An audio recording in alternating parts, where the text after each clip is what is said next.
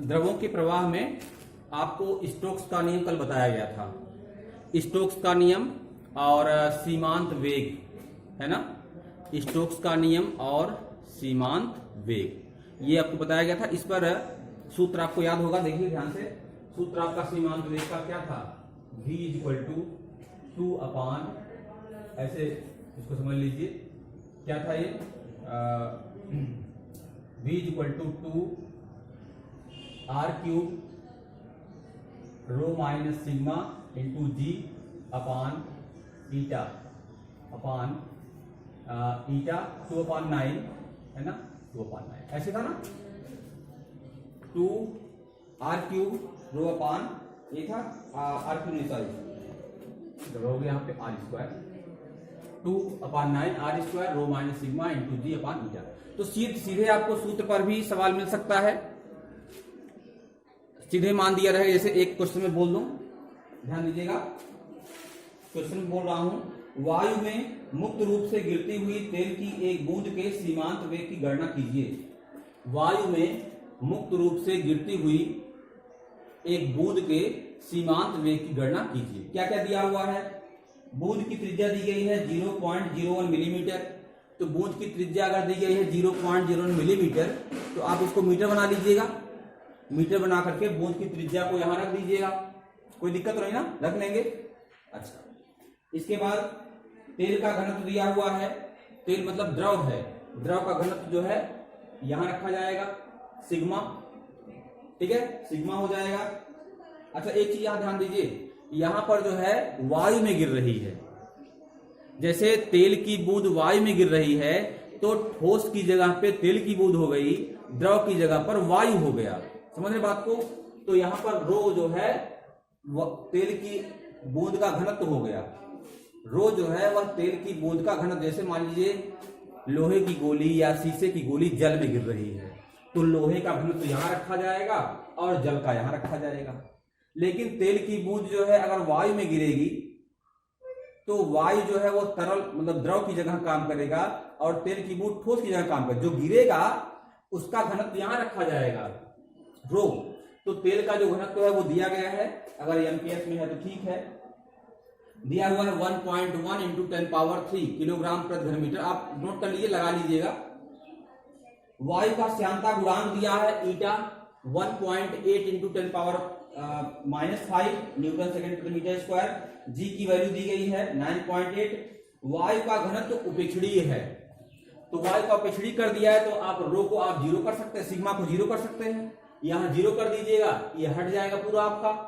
रो दिया गया है, जी का मान 9.8 दिया गया है, ईटा दिया गया है, आर दिया गया है ना, निकाल सकते हैं, कोई दिक्कत नहीं।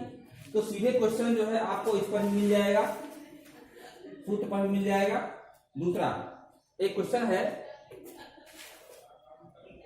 समान त्रिज्या की जल की दो बूंदें वायु में सीमांत वेग v से गिर रही है।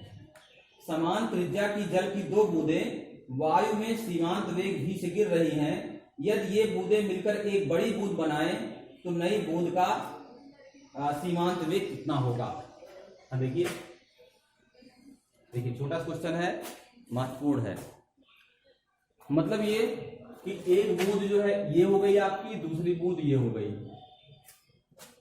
दोनों बूंदें जो है वह सीमांत वेग v से गिर रही हैं, वायु में गिर रही हैं बूंदें, ये दोनों का सीमांत वेग v है। जब दोनों बूंदें मिल करके एक बड़ी बूंद बना लीजिए, दोनों बूंदें मिल करके एक बड़ी बूंद का निर्माण कर ली, तो उस समय जो नया सीमांत वेग अगर v डैश मानते हैं, मान लीजिए हम v डैश, दोनों बूंदों को मिला करके जब एक नई बूंद बन गई, तो उस नई बूंद का जो सीमांत वेग v डैश होगा वो कितना होगा, ये निकालना है कि उस सीमांत वेग का मान क्या होगा। ठीक है, तो देखिए, अगर मान लीजिए छोटी जो बूंदें हैं, इसकी त्रिज्या r है, इसकी त्रिज्या r है, और जब दोनों बूंदों को मिला करके बड़ी बूंद बन गई, तो त्रिज्या उसकी कुछ अलग हो जाएगी ना, तो माना उसकी त्रिज्या कैपिटल R है। तो स्मॉल r त्रिज्या की एक समान बूंद दिया हुआ है, तो स्मॉल r त्रिज्या की दो बूंदें जो हैं वो वायु में गिर रही हैं, दोनों बूंदें मर्ज होकर के मिल करके एक बन गई, तो थोड़ी सी बड़ी बूंद बन गई। ठीक है, तो इस अवस्था में आपको बताना है कि बड़ी बूंद का जो सीमांत वेग है वो क्या होगा।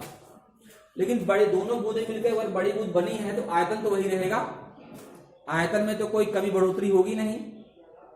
समझ रहे बात को? तो पहली बूंद का आयतन पूछा जाए तो 4/3 पाई आर क्यूब होगा। दूसरी बूंद का पूछा जाए तो इतना ही उसका भी होगा, इसी में 2 से गुणा कर दिया। ठीक है, और इन दोनों बूंदों का आयतन मिला करके इस बड़ी बूंद के आयतन के बराबर हो जाएगा। तो 4/3 पाई कैपिटल आर क्यूब हो गया। 4/3 पाई कैपिटल आर क्यूब जो है ये बड़ी बूंद का आयतन, और ये दोनों छोटी बूंदों का आयतन बराबर होंगे मिला करके, क्योंकि दोनों बूंदों को मिला करके ही तो बड़ी बूंद बनी हुई है। तो 4/3 पाई कट गया, तो capital R cube is equal to हो गया 2 स्मॉल आर क्यूब, या capital R is equal to हो गया 2⁻1/3, घनमूल ले लिया हमने, और यहां पर आर, इसको देखना ध्यान से, 2⁻1/3 आर, 2 का घनमूल है ये 2r। ठीक है ना? चलिए अब सीमांत वेग की बात आती है। जब बूंदें छोटी छोटी थी तो सीमांत वेग कितना था? दोनों की बात हो रही है, अलग अलग दोनों आ रही थी ना, इकट्ठे तो आ नहीं रही थी मिलकर के, मिली तो बाद में। तो जब अलग अलग आ रही थी तो प्रत्येक बूंद की त्रिज्या r थी, रो घनत्व था उनका, सिग्मा वायु घनत्व था, जी जो है वो त्वरण है, ईटा जो है वायु की श्यानता है। सब रखना नहीं है, सब आपको वही चीज है, चाहे बड़ी बूंद गिरेगी तब भी सब चीजें वही रहेंगी, छोटी बूंद गिरे तब भी वही रहेगा। चलिए, जब बड़ी बूंद गिरेगी तो उसका, जब दोनों बूंदें मिलकर बड़ी बूंद बना ली तो उस समय सीमांत वेग हमने माना v डैश हो गया। सीमांत वेग कितना हो गया? v dash. जब सीमांत वेग v डैश हो गया तो उस अवस्था में v डैश इक्वल टू 2/9, जो r स्क्वायर है इसकी जगह हो जाएगा कैपिटल R स्क्वायर, क्योंकि अब बड़ी बूंद बन गई है तो त्रिज्या भी बड़ी हो गई उसकी, इनटू रो वही रहेगा, क्योंकि बूंद का घनत्व तो बदलेगा नहीं, बूंदें बड़ी हो या छोटी हो, जो जल का घनत्व होगा उतना ही तो होगा। रो हो गया, सिग्मा वायु वही है, उसी वायु में गिर रही है अभी, जी वही है, ईटा जो है वायु की श्यानता वही उतनी है। ठीक है ना, सब कुछ वही है।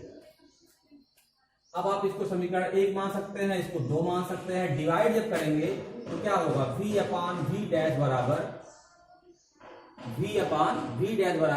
2/9 से कट जाएगा, ईटा कट जाएगा, जी कट जाएगा, सब कुछ कटेगा, बचेगा क्या? Small r square upon capital R square, small r square upon capital R square. ये जो है v/v डैश की वैल्यू हो गई, या v डैश पूछा जाए आपसे, v डैश तिरछा गुणा कर देंगे तो capital R square upon small r square, ये चला गया ऊपर, ये आ गया नीचे, इंटू v हो जाएगा। कैपिटल R की वैल्यू क्या है? इतनी है। देखा इस चीज को अगर यहां पर रख दिया जाए तो हो जाएगा 2⁻1/3 का होल स्क्वायर करोगे, अरे इस पूरे का होल स्क्वायर होगा, तो 1/3 का होल स्क्वायर करोगे तो 2/3 हो गया, और r का स्क्वायर करोगे तो r स्क्वायर हो जाएगा, अपान यहां पर r स्क्वायर ऑलरेडी है, v हो जाएगा, ये कटा ना, तो v डैश इक्वल टू हो जाएगा 2/2/3 इंटू v। तो नया जो सीमांत वेग होगा इतना हो जाएगा। जो पहले वाला सीमांत वेग है वो v है, नया वाला जो सीमांत वेग है उसी v में 2/2/3 से मल्टीप्लाई करने के बाद जो प्राप्त होगा वही हमारा नया सीमांत वेग होगा। ठीक है ना?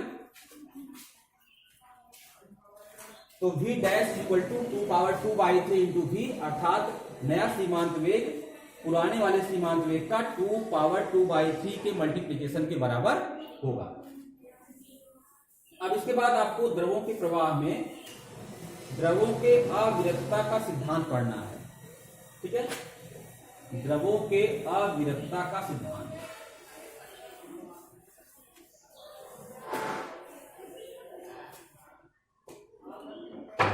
पहले सिद्धांत बता दूं आपको, द्रवों के अविरतता का सिद्धांत।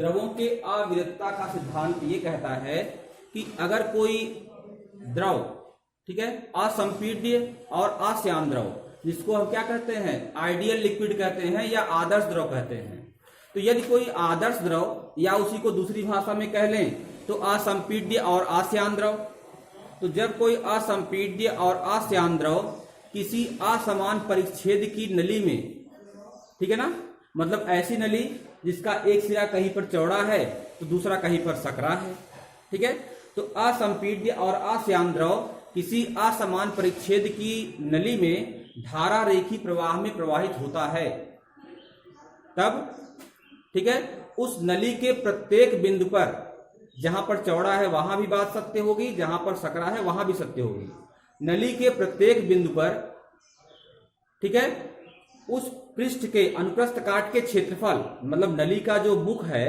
उस नली के अनुप्रस्थ काट के क्षेत्रफल और उस बिंदु पर द्रव के वेग का गुणनफल सदैव स्थिर रहता है। जैसे यह एक नली है, समझ रहे बात को, ये असमान परिच्छेद की एक नली है, इसमें धारा रेखी प्रवाह में द्रव बह रहा है। नली का क्षेत्रफल यहां पर A1 है और यहां पर A2 है। नली का जो क्षेत्रफल है वो यहां पर A1 है, यहां पर A2, बीच के स्थान में भी डिफर कर रहा है, हर बिंदु पर ये डिफर कर रहा है, ठीक है। वेग भी डिफर करेगा, अगर द्रव को आप किसी नली में प्रवाहित कराएंगे तो जाहिर सी बात है कि हर बिंदु पर वेग अलग अलग होगा। अगर असमान परिच्छेद है तो एक समान परिच्छेद है तो एक समान वेग रहेगा, असमान परिच्छेद है तो वेग कम ज्यादा रहेगा, कम होगा ज्यादा होगा अभी आप समझ जाएंगे। तो यहां पर वेग मान लीजिए V1 हो जाएगा और यहां पर वेग क्या हो जाएगा, V2, ठीक है। तो नली का एक सिरा यहां पर है, यहां का क्षेत्रफल, अनुप्रस्थ परिच्छेद का क्षेत्रफल क्या है, A1, और यहां पर वेग V1 है, और दूसरा अनुप्रस्थ परिच्छेद का क्षेत्रफल A2 है और वेग क्या है, V2। तो द्रवों के अविरतता के सिद्धांत के अनुसार A1 गुणे V1, अर्थात पहले स्थान पर इस नली का क्षेत्रफल गुणे इस स्थान पर द्रव का जो वेग है, यहां पर जो द्रव का वेग है A1 गुणे V1 बराबर होगा इसके इस स्थान पर, अगर द्रव नली का क्षेत्रफल A2 है और इस स्थान पर जो द्रव का वेग V2 है, तो A1 गुणे V1 का मान A2 गुणे V2 के बराबर होगा, ठीक है। A1 V1 equal to A2 V2, यही द्रवों के अविरतता का सिद्धांत कहलाता है। तो यदि कोई असंपीड्य और अश्यान द्रव किसी असमान परिच्छेद की नली में धारा रेखी प्रवाह में प्रवाहित होता है, तो नली के प्रत्येक बिंदु पर नली के अनुप्रस्थ काट के क्षेत्रफल और द्रव के वेग का गुणनफल बराबर होता है, या इसी को और शार्ट में लिखना चाहें आप तो A इंटू V। ये तो हमने केवल दो बिंदु दिखाया आपको ना, ये नली के हर बिंदु के लिए अलग अलग बिंदु पर कहीं भी आप नली का क्षेत्रफल ले लेंगे और वहां पर द्रव का वेग ले लेंगे, दोनों का गुणनफल आपको नियतांक मिलेगा। तो A गुणे V का मान क्या मिलेगा, कांस्टेंट मिलेगा। तो AV into equal to constant, यही द्रवों के अविरतता का सिद्धांत कहलाता है। सिद्ध करना चाहे इसको तो बहुत आसानी सिद्ध कर सकते हैं। कैसे, देखिए, मान लीजिए द्रव जो है पहले स्थान पर, यहां पर द्रव का वेग क्या है, V1, ठीक है। इसका मतलब कि V1 मीटर प्रति सेकंड हुआ ना। ये अगर कहा जाए कि द्रव का वेग है V1, इसका मतलब V1 मीटर प्रति सेकंड, तो एक सेकंड में कितनी दूर जा रहा है, V1 मीटर। एक सेकंड में चली गई जो दूरी है वही तो आप, उसी को तो आप चाल कहते हैं या विस्थापन को वेग कहते हैं। तो इसका मतलब कि द्रव जो है एक सेकंड में V1 मीटर दूर चलेगा। जैसे द्रव का वेग मान लीजिए है 10 मीटर प्रति सेकंड, तो इसका मतलब एक सेकंड में वह द्रव 10 मीटर दूर चला जाएगा। जैसे यहां पर है तो यहां पहुंच जाएगा। तो अब ये दूरी हो गई, V1 क्या हो गया, दूरी हो गई, एक सेकंड में चली गई, दूरी हो गई। तो ये लंबाई हो गई, द्रव प्रवेश कर रहा है, ये लंबाई हो गई, और ये क्षेत्रफल हमारा है, ठीक है। तो A1 गुणे V1 क्या मिला, आयतन मिल गया, नहीं मिल गया। ये आपकी लंबाई हो गई नली की और ये क्षेत्रफल आपका है, तो पाई r स्क्वायर हो गया और h वही दूरी। तो A1 गुणे V1 जो है वो क्या हो गया, ये नली में जाने वाले द्रव का आयतन हो गया कितनी देर में, 1 सेकंड में। तो 1 सेकंड में नली के अंदर जाने वाले द्रव का आयतन हो गया, ठीक है ना। अब आपसे पूछा जाए कि नली के भीतर जाने वाले द्रव का द्रव्यमान कितना होगा, ठीक है। तो आयतन गुणे घनत्व ही तो द्रव्यमान होता है। तो A1 गुणे V1 इंटू रो कर देंगे आप। तो 1 सेकंड में नली के पहले सिरे से प्रवेश करने वाले द्रव का द्रव्यमान हो गया, ठीक है बात। यहां आप आ जाएंगे, यहां पर द्रव का वेग V2 है, इसका मतलब द्रव यहां पर, ठीक है, 1 सेकंड में V2 मीटर दूर जाएगा। तो A2 गुणे V2 करेंगे आप तो क्या होगा, ये आपका आयतन हो जाएगा A2 गुणे V2। ये आयतन हो गया, इसका आयतन 1 सेकंड में नली के दूसरे सिरे से निकलने वाले द्रव का आयतन, 1 सेकंड में नली के दूसरे सिरे से निकलने वाले द्रव का आयतन। और इसी में अगर हम रो से मल्टीप्लाई कर दे रहे हैं घनत्व से, तो नली के दूसरे सिरे से 1 सेकंड में निकलने वाले द्रव का द्रव्यमान हो गया, ठीक है। तो ये प्रवेश करने वाले द्रव का द्रव्यमान है, ये निकलने वाले द्रव का द्रव्यमान है, ये दोनों बराबर होंगे ना भाई। द्रव का कोई भाग नली में रुका तो है नहीं, जो भी द्रव प्रवेश कर रहा है वही द्रव तो निकल रहा है। प्रति सेकंड प्रवेश करने वाले द्रव का द्रव्यमान और निकलने वाले द्रव का द्रव्यमान बराबर होगा, निश्चित रूप से बराबर होगा, क्योंकि नली के भीतर द्रव कहीं पर रुका नहीं हुआ है, मूव कर रहा है। तो जितना द्रव प्रवेश करेगा उतना द्रव बाहर निकलेगा। तो रो से रो कट जाएगा, A1 गुणे V1 इक्वल टू क्या हो जाएगा, A2 गुणे V2। क्लियर हो गया ये। इसे क्या कहते हैं, द्रवों के अविरतता का सिद्धांत। बात क्लियर हो गई। थोड़ा सा आपको और बता दें,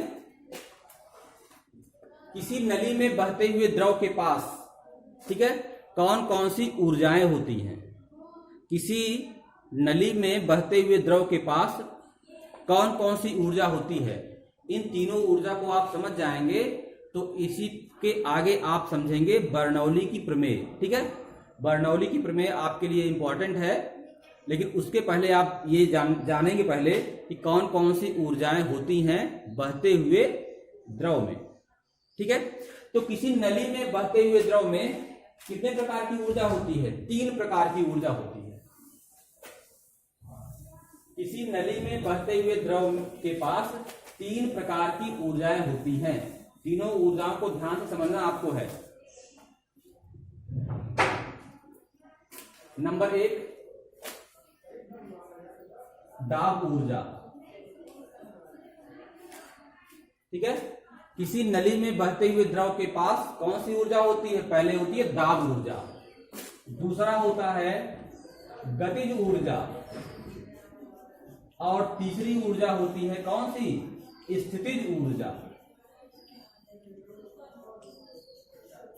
किसी नली में बहते हुए द्रव के पास दाब ऊर्जा, गतिज ऊर्जा और स्थितिज ऊर्जा होती है। तो दाब ऊर्जा पे अगर हम आए, दाब ऊर्जा तो ध्यान दीजिएगा,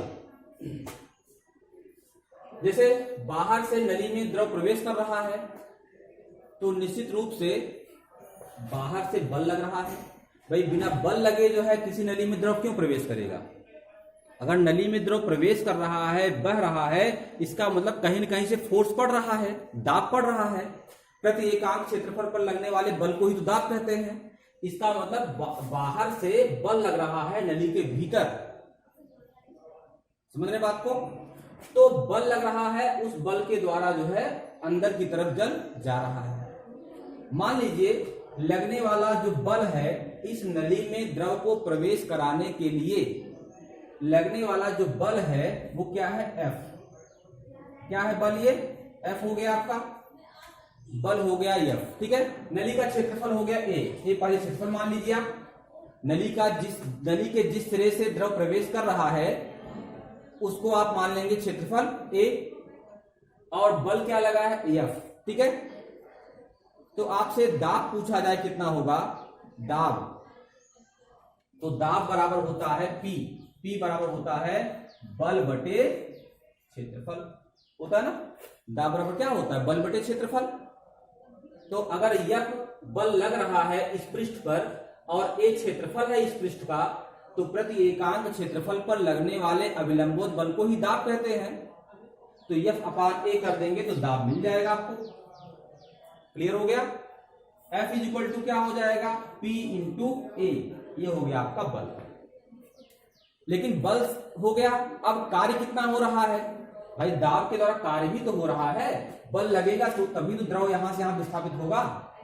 तो मान लीजिए बल लग रहा है और द्रव जो है पहले यहां पर था, सतह पे था, और इस बल के द्वारा, कितने बल द्वारा? ये बल लगा है, इस बल के द्वारा, ठीक है, इस बल के द्वारा द्रव जो है वह यल दूरी आगे बढ़ गया। कितना दूर आगे बढ़ा? यल। सपोज कर लीजिए यल मान सकते हैं, एक्स मान सकते हैं, कुछ भी मान सकते हैं। यल दूरी द्रव आगे बढ़ गया तो बल गुणे विस्थापन को ही तो कार्य कहते हैं। तो अगर हम यहां पर यल से गुणा कर दें तो F गुणे यल, बल गुणे विस्थापन, यही हमारा कार्य हो गया। और कार्य कितना हो गया? P into A into L. यही जो कार्य किया गया द्रव को नली के भीतर प्रवेश कराने में, इसी कार्य को हम कहते हैं दाब ऊर्जा। क्योंकि जो भी कार्य किया जाएगा नली में द्रव प्रवेश कराने में, वही कार्य उस नली के भीतर प्रवेश करने वाले द्रव के अंदर दाब ऊर्जा के रूप में संचित हो जाएगा। ठीक है? तो आपसे पूछा जाए कि नली में प्रवाहित होने वाले द्रव के पास कितनी दाब ऊर्जा होती है, तो P into A into L. अगर ये पूछा जाए कि प्रति एकांक आयतन की, अब यहां महत्वपूर्ण जो है पूरी दाब ऊर्जा नहीं, हमको प्रति एकांक आयतन की दाब ऊर्जा चाहिए। आपसे पूछा जाए कि प्रति एकांक आयतन की दाब ऊर्जा बताइए, तो आपको आयतन से डिवाइड करना पड़ेगा। आयतन क्या इसमें है? A into L. तो A इंटू यल से अगर हम इसको डिवाइड कर दें तो क्या मिलेगा? तब मिलेगा हमारा प्रति एकांक आयतन की दाब ऊर्जा।